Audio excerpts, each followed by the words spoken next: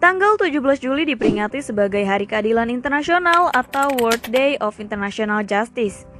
Penetapan tanggal 17 Juli sebagai Hari Keadilan Internasional berangkat dari diadopsinya Statuta Roma oleh komunitas internasional pada tanggal yang sama. Statuta Roma merupakan salah satu perjanjian internasional yang paling penting dalam sejarah peradaban manusia. Pada tanggal 17 Juli 1988, perwakilan dari 148 negara menghadiri pertemuan diplomatik di Roma, Italia, untuk membahas tentang masalah internasional yang sangat mendesak, yaitu kejahatan internasional. Hasil pembahasan tersebut yang kemudian dituangkan ke dalam Statuta Roma, sebuah traktat yang menjabarkan bentuk-bentuk kejahatan internasional, sekaligus mandat untuk mendirikan Mahkamah Pidana Internasional atau International Criminal Court, atau dikenal dengan ICC. Terkait ICC, Statuta Roma mengaturnya pada pasal 1 yang mendefinisikan ICC sebagai suatu lembaga permanen dan mempunyai kekuasaan untuk melaksanakan jurisdiksinya atas orang-orang untuk kejahatan paling serius yang menjadi perhatian internasional. Sebagaimana dicantumkan dalam statuta ini dan merupakan pelengkap terhadap jurisdiksi kejahatan nasional. Statuta Roma membagi kejahatan internasional ke dalam 4 kategori inti: genosida atau pembunuhan massal, kejahatan kemanusiaan atau kejahatan yang menargetkan kelompok masyarakat tertentu seperti perbudakan orang-orang berkulit hitam, dan kejahatan berbasis gender, kejahatan perang atau pelanggaran hukum perang seperti membunuh warga sipil dan menyiksa sandera, serta kejahatan agresi atau penjajahan mobilisasi kekuatan militer tanpa alasan. Proses peradilan atas 4 bentuk kejahatan internasional inilah yang dimandatkan kepada Mahkamah Pidana Internasional. Statuta Roma bersifat mengikat, namun pelaksanaannya masih dibatasi oleh beberapa klausul. Pertama, Mahkamah Pidana Internasional hanya dapat melakukan investigasi dan proses peradilan terhadap negara yang secara legal meratifikasi Statuta Roma. Kedua, proses investigasi dan peradilan hanya dapat dilakukan oleh Mahkamah Pidana Internasional apabila negara terkait tidak dapat atau tidak mau melakukan proses investigasi dan peradilan. Pada saat peresmiannya, pengadopsian Statuta Roma didukung oleh 120 negara dan ditentang oleh 7 negara. 21 negara lain yang turut hadir dalam konferensi Roma memilih untuk abstain. Perlu diingat bahwa pemberian dukungan terhadap pengadopsian Statuta Roma dan mengadopsi Statuta Roma merupakan 2 hal yang berbeda. Dari 120 negara yang menandatangani dukungan untuk Statuta Roma, baru 60 negara yang berkomitmen secara legal untuk tunduk pada traktat tersebut atau meratifikasi.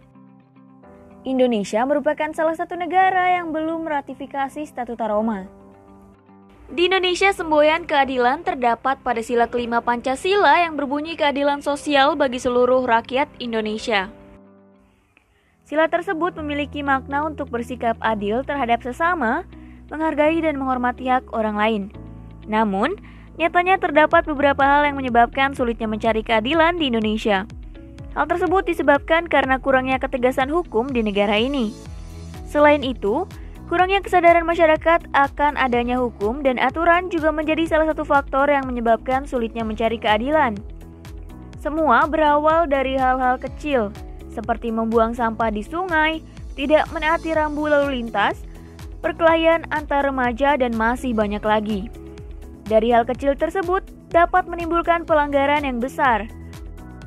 Oleh karena itu, kita harus taat pada hukum yang berlaku agar terciptanya keadilan dalam kehidupan bermasyarakat. Keadilan sangat penting untuk diwujudkan. Dengan adanya keadilan, kita akan mampu memaknai supremasi hukum, menghilangkan imparsialitas hukum, dan tetap pada entitas keadilan. Dampak dari adanya keadilan internasional sejak saat itu, masyarakat dari berbagai belahan dunia memanfaatkan momentum ini untuk mengkampanyekan keadilan pidana internasional, yang meliputi genosida, kejahatan terhadap kemanusiaan, dan kejahatan perang. Peringkat tertinggi masih didominasi oleh negara-negara Skandinavia, dengan posisi teratas dipegang Denmark dan disusul berturut-turut oleh Norwegia, Finlandia, dan Swedia. Selain itu, negara-negara maju seperti Jepang, Australia, Singapura, dan Korea Selatan memiliki angka tinggi hampir di semua dimensi. Berbeda halnya dengan negara-negara berkembang seperti Indonesia, Filipina, dan Thailand yang cenderung memiliki angka rendah di semua dimensi penegak hukum.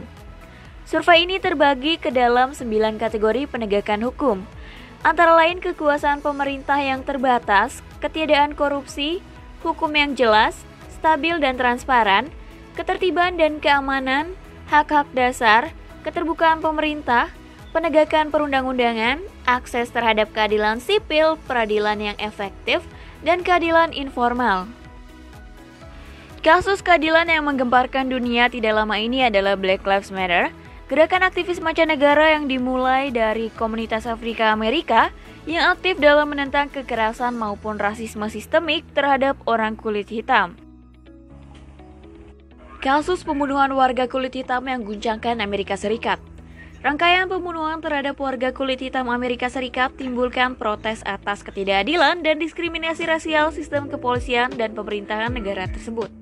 Kasus kematian George Floyd di tangan polisi pada tahun 2020 kembali membawa slogan Black Lives Matter ke tajuk utama berita. Tidak hanya di Amerika Serikat, namun juga di seluruh dunia. Gerakan yang menuntut keadilan bagi warga kulit hitam yang termarginalisasi ini memprotes pelakuan brutal dan diskriminasi rasial yang dinilai telah mendarah daging di sistem kepolisian Amerika Serikat. Di Indonesia sendiri juga banyak penegakan kasus yang tidak adil. Salah satu di antaranya ialah kasus nenek Saulina dari Sumatera Utara. Pada 29 Januari tahun lalu, seorang nenek bernama Saulina Borusitorus yang berumur 92 tahun divonis hukuman 1 bulan 14 hari oleh hakim di Pengadilan Negeri Balige, Toba Samosir. Perempuan yang akrab disapa Opung Linda itu menebang pohon durian berdiameter 5 inci milik kerabatnya Japaya Sitorus karena ingin membangun makam untuk leluhurnya. Namun, keputusan hakim itu dipertanyakan karena saksi yang dihadirkan adalah anak dan istri pelapor sendiri. Padahal, masyarakat yang ada di sekitar lokasi tidak pernah melihat Japaya menanam pohon durian yang diperkarakan. Ia mengaku sudah pernah meminta maaf kepada Japaya. Saulina pun tidak mampu memenuhi permintaan tersebut hingga akhirnya dilaporkan ke polisi. Tak sendiri, 6 anak Saulina juga turut ditahan yang masing-masing dipenjara selama 4 bulan 10 hari, dipotong masa tahanan.